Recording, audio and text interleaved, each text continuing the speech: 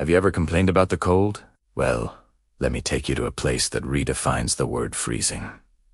Welcome to Oymyakon, a remote village in Siberia, officially recognized as the coldest, permanently inhabited place on Earth.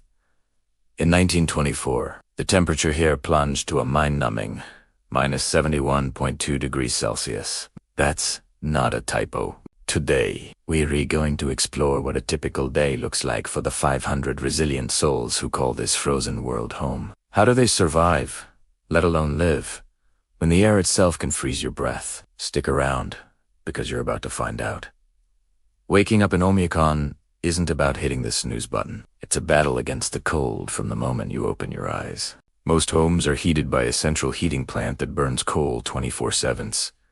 If that plant ever fails, the town could freeze in a matter of hours. The houses themselves are built on stilts, not for a nice view, but because the ground is permanently frozen solid permafrost. If they were built directly on the ground, the heat from the house would melt the permafrost, causing the entire structure to sink and collapse. Even plumbing is a luxury few can afford. Most homes have outhouses because indoor pipes would freeze and burst almost instantly. Imagine having to bundle up in layers of fur just for a trip to the bathroom in the middle of the night. So, what's for breakfast? The diet here is heavily reliant on meat and fish. Why? Because you can't grow crops in frozen soil. Local delicacies include stroganina, which is raw, frozen fish, shaved into long, thin slices. They also eat a lot of reindeer meat and horse meat, which are rich in the calories and micronutrients needed to generate body heat and survive the extreme cold. You won't find many fresh fruits or vegetables here. They're a rare and expensive treat flown in from warmer regions. Milk is often sold in solid, frozen blocks. It's a high-energy diet born out of necessity, a perfect example of humans adapting to their environment. Now, let's talk about getting around. If you own a car in Oymyakon, you can't just turn it off. Ever. Most cars are left running 24 hours a day during the winter. If you turn off the engine for more than 30 minutes, the battery will die. The tires can freeze solid and shatter, and the engine oil will turn into a thick, useless sludge. Locals keep their vehicles in heated garages or just let them idle continuously. Forget about your smartphone too.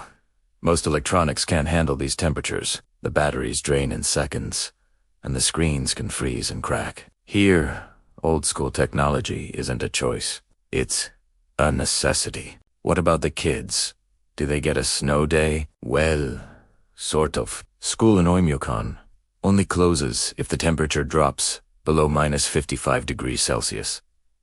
Think about that for a moment. At -50, it's still a normal school day. The children, bundled up so much that they look like little astronauts, walk to school in the near-permanent twilight of the Siberian winter. Recess is short, very short, and played with an acute awareness of the dangers of frostbite. It is a childhood that builds a level of toughness most of us can't even imagine. Work in Oymyakon is as challenging as you'd expect. The main industries are reindeer herding, hunting, and ice fishing. These are not jobs for the faint of heart. Hunters and herders spend days out in the desolate, frozen landscape. They wear traditional fur clothing made from reindeer or wolf skins, which are far more effective at insulation than modern synthetic materials. Even simple tasks become monumental challenges.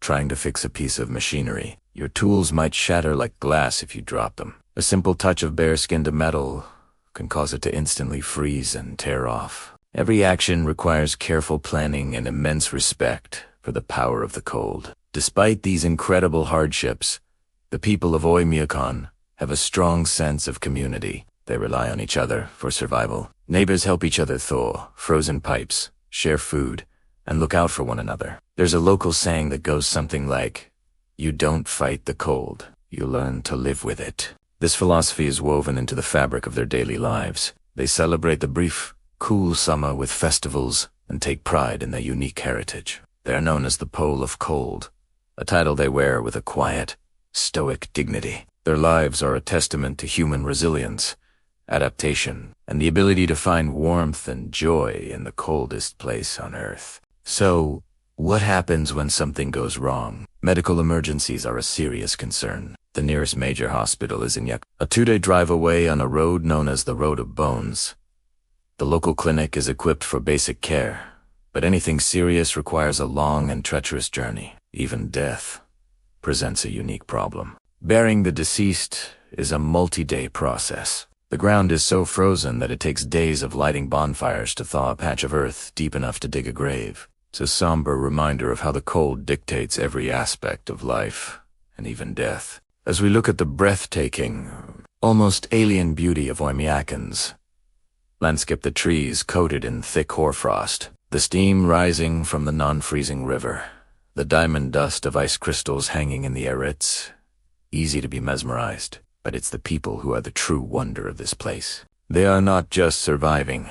They are living with a deep connection to their land and the strength of character forged in ice. Their world is one of extremes, a place that pushes the limits of human endurance. Next time you feel a winter chill and reach for a thicker coat, spare a thought for the residents of Oymyakon. Their daily reality is a story of incredible fortitude, a reminder that humanity can thrive in the most inhospitable corners of our planet. It makes you appreciate the warmth of your own home just a little bit more, doesn't it? Thank you so much for joining me on this journey to the coldest town on Earth. If you found this fascinating, don't forget to like, subscribe, and hit that notification bell for more adventures into the world's most extreme places. See you next time.